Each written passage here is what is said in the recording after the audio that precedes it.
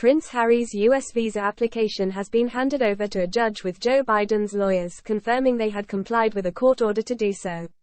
The news comes amid huge scrutiny surrounding the Duke of Sussex's immigration status after a lawsuit brought by the Heritage Foundation. The conservative think tank filed a Freedom of Information Act request for Prince Harry's immigration papers to determine if he lied about his admitted drug use on his application, something that could affect his status. A court filing, seen by Newsweek, read, "Defendant, the U.S. Department of Homeland Security respectfully informs the court that it has complied with the court's March 7, 2024, order by submitting declarations with attachments for ex parte in camera, in private, review." The DHS has said from the beginning that it cannot release Harry's visa documents because this would be a breach of his privacy.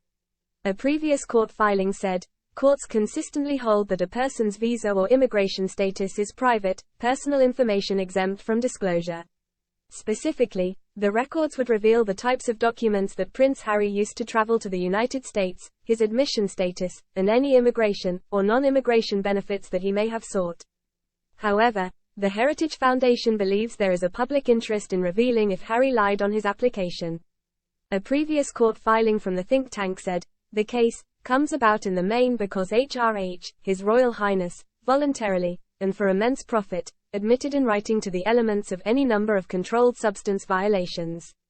Indeed, some say HRH has approached the point of bragging and encouraging illegal drug use.